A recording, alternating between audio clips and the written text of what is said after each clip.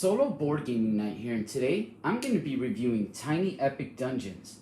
Let's take a look at how much space the game takes up to play, and to be honest, although it looks like a lot at first sight, the good thing is during gameplay, that's all that's needed. It doesn't expand any more than what you see here. With that out of the way, let's go ahead and take a look inside the box and see what's inside. Considering the small size of the box of Tiny Epic Dungeons, it holds all of the miniatures you see here for every hero. It holds all of the cards that you're going to need to be able to actually play the game, the dice, the tokens, as well as all of the minion meeples that you'll be facing off in the game.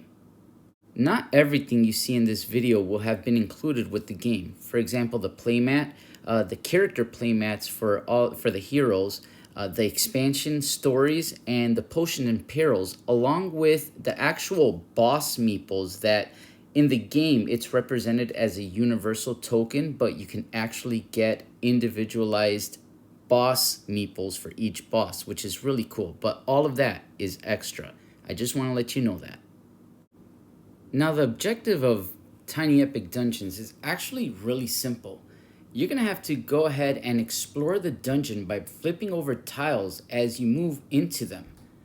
You're going to have to be encountering goblins, which is actually going to be helpful because you'll be able to upgrade your character by adding loot to them, making them more powerful, as well as encounter two minions in the case of a two-player game to be able to defeat them. And once they're defeated, you get access to the boss's lair, in which you will get the final encounter of the game. And that's it. That's how you play Tiny Epic Dungeons, really. There are lose conditions, though, like if a fifth goblin has to be placed and there's already 4 on there, the torch reaches the skull icon, or you can't explore the dungeon any further and the dragon's or the boss's lair hasn't been revealed.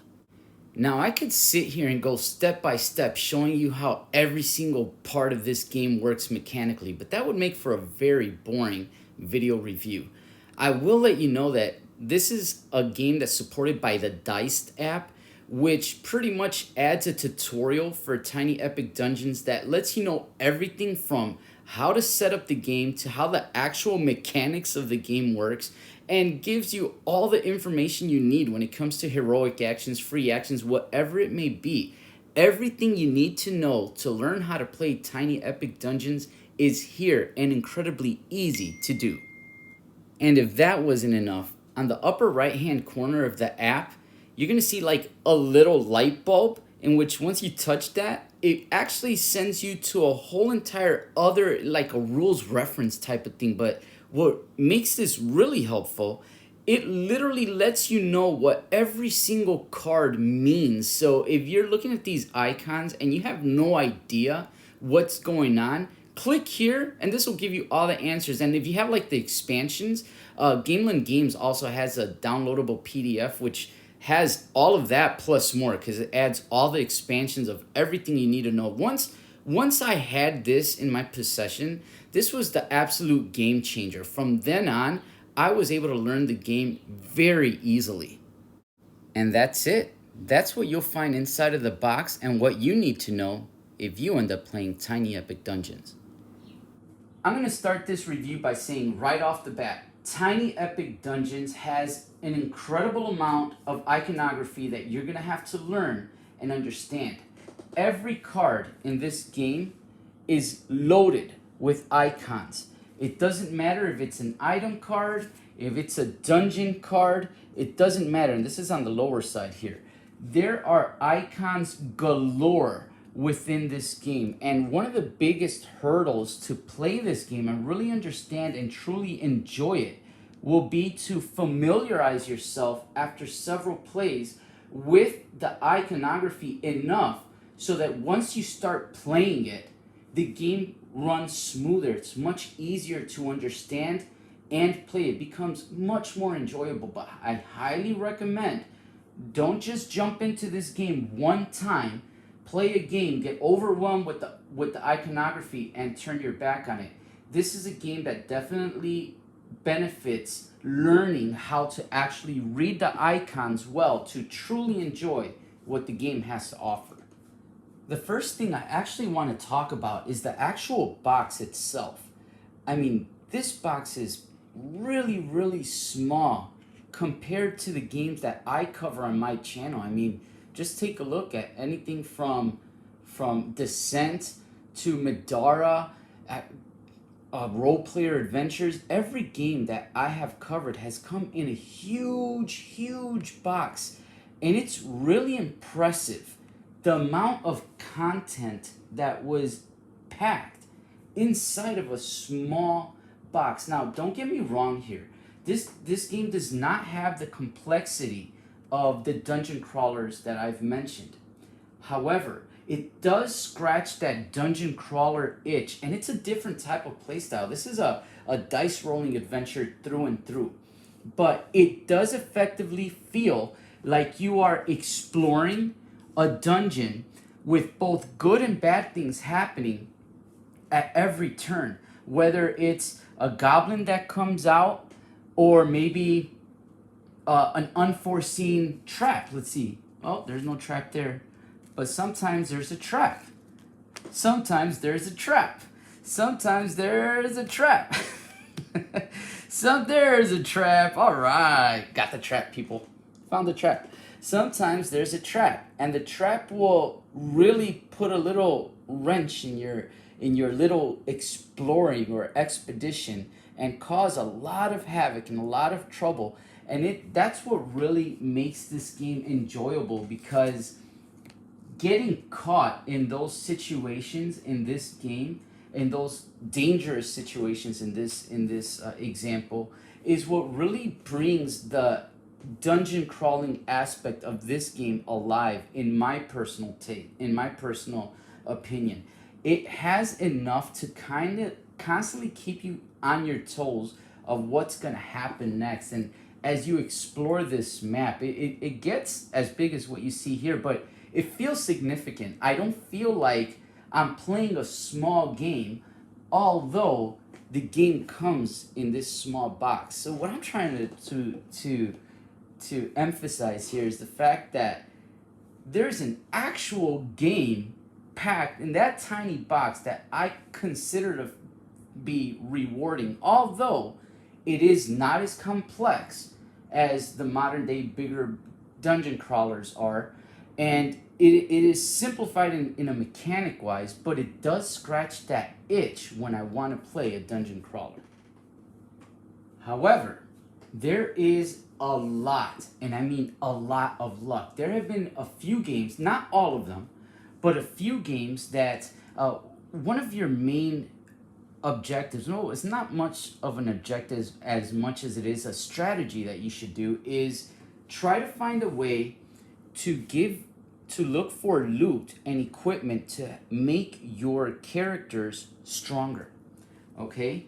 And what I ran into is that sometimes as I'm defeating goblins that I'm finding on the map while I'm exploring, and I have to draw loot, the loot that I have drawn sometimes does not really benefit the type of characters that I chose to play as for the adventure.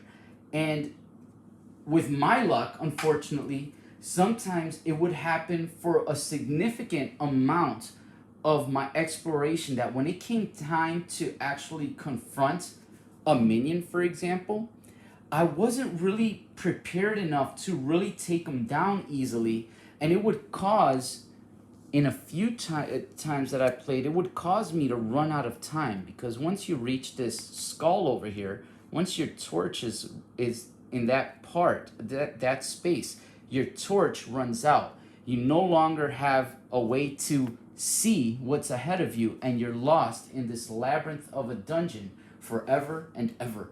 And that could be slightly frustrating. It was frustrating for me because this was like pretty much late game. It turned out that the 2 minions, because you need 2 minions to be able to unlock the actual dungeon door, the lair for the boss, and then you flip it over and encounter the boss, right?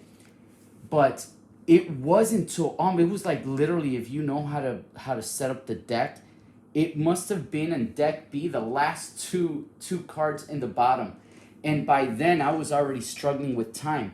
And the reason that that is important is because when you defeat a minion, which is one of those cards that I told you about, if you look at your board, you see the reward for defeating a minion. You actually raise your torch up 6 spaces. So like, let's say you were right here getting near to the doom clock, right, to end. You would go up 6 spaces, which significantly increases your chances to defeat the game. And in this case, by the time I had revealed both of the minions, which they were literally back to back, it was way too late for me. And that happened a couple times, and I felt that was frustrating, along with the fact that I was getting terrible draws when it came to my loot cards and my spell cards. Now, that's just the luck of the draw, and that's part of what makes the game what it is. The questionable what's around the corner, right? It's that unforeseen danger, and you just need to know whether or not that is for you or it isn't. Me personally, it didn't bother me as much, but you are at the whim of the luck of the draw of the card when it comes to the tiles and the equipment and spells. And I wanted to let you know that. Now, if you're not like me and you tend to draw a little bit luckier, there is a really neat mechanic in which if you collect a set of the same legendary loot, you get increases to stats or you get bonuses that really help you along. Like in this case, I have 2 lion legendary sets, so that means that every time I attack, I will recover 1 health, which is an amazing move to have, especially late game. And if I would have had a 3rd one, I would have received 2. And if I would have had a 4th set, I would have received 3. Now these are game changing, and I have had and played games in which I've had the entire set, and when that happens, wow, you really feel like you're cheering. You really get, at least personally, I got into the game. It was a really good and satisfying feeling. So although the luck of the draw could be bad, when it goes good, it gets really, really good. So there's the pro and the con from that aspect. Now, when it comes to traps and fighting and a whole bunch of other things in this game, it's all done via skill checks. In this case, for this trap, there's a skill check of any type, okay, of 6. Now, just in case so that you know, the skill checks that you're strongest in are located on the left side of your player board, okay? And that's going to determine how many dice you're going to be able to roll depending on the skill check you are facing at that time. Now, for example, in this case, it says any skill type check, I have to get 6 or above. So what I would do, I would grab my dice, okay? And now in this case, it's not a battle, so I don't do a counter dice. I would grab my dice and I roll, okay? And depending on the roll, in this case, it was terrible because I needed a 6 or higher, and what I rolled was I could have used a base of 2. And since this one has a +1, I could have added this one to make it 3, +1 to make it 4. As long as there's a plus before the number, you can add that. However, as you can clearly see here, I only got 4 and I needed to pass with a 6. But that's where the mitigation comes in place. Each character has focus on their right side of their board, and that little thunder bolt actually lets you know how much focus you have. You could spend 2 focus to either increase or decrease any die you want. So for example, I could increase this die to make it a +2. All of a sudden I have a 4. I could spend another 2 focus, okay, to then go ahead and increase this one to a +2. And all of a sudden, what I thought was a failed attempt or a failed skill check, all of a sudden becomes a successful skill check. And that's how you mitigate the dice rolls when it comes to skill checks and attacks. Keep in mind that if you run out of this focus, you won't be able to mitigate the dice anymore. So you can only mitigate as much as you have focus. And there are ways to you could rest, and there are ways to have your focus increase and decrease, but that's how it works. Now let's say, for example, I would have rolled a 5 and a +1, okay? I could have used my 5 as the base. I could have used the +1 to achieve my skill. Any dice that I did not use, all of a sudden, if you look in the bottom, they have icons. What this icon tells me is that I will immediately receive 3 focus. So if I would have had 0 focus, because I didn't use that die, I would have increased my character's focus to 3. So that's how you can increase your focus, and it's a really, really fun mechanic, and that's where the loot really comes into play. That once you start finding really good loot, you could do some really cool things. And sometimes there's games that when it comes to like goblins, they're no threat to me at all. Yes, they stop your movement, and yes, they can be a hindrance, especially if you're running out of time. But when it comes to battling them, sometimes if you have good equipment, you could just decimate everything that's in the dungeon. And that's one of the aspects that I liked. I liked the way that the dice mitigation was handled in this game. But there are a lot of skill checks done in this game. That is how combat and how threats or traps are taken care of. They're done via skill traps, and either you're going to be okay with that or you're not. Personally, I enjoyed it and I had fun because I was just focusing, exploring the dungeon, opening up the dungeon, and just seeing how it is that I'm going to figure out how to make my way into the lair of the boss, and then try to taunt the boss out and get him to do what it is, to manipulate him to do what it is that I wanted him to do. It was a fun mechanic. I really liked the dice mitigation in this game. But overall, I will let you know that, honestly, the more you familiarize yourself with this game, the more you're going to enjoy it, because these icons are no joke. That is a lot to take in at first, and there were several times where I would just dead stop everything that I was doing to check what it was that those icons meant. However, the more I played it, the more I familiarized myself with it. I was flipping over dungeon cards, and just like, oh no, you have to fill out, but anyway. I was just looking at the dungeon tiles, and right away I knew what it was that I had to do, and the game was really quick, really fast. Once I got to that point, I wasn't stopping at all. So I just want to let you know that if you played the first couple of games and you were frustrated with the icons, give yourself time. Familiarize yourself with those icons. Before you know it, I promise, you're going to start flying by this game. That's when the true enjoyment comes out and starts to rear its head. It's very enjoyable. And with that and the deceptively huge game that's included inside of this little box, I mean, that was really, really impressive. I didn't expect it, and I really liked that. I also thought that the game was really, really, really brutal. And a lot of the brutal difficulty is going to be based on how poorly you draw, when you draw, and the type of items, whether it's a loot or a spell, or maybe even the potions is another thing. But depending the type of items you receive, it's going to determine the type of difficulty and the type of game you're going to have. And it's not perfect. It's not a perfect game. It really isn't, but it is a very enjoyable game. And not only that, something that must be said, it's a very affordable game.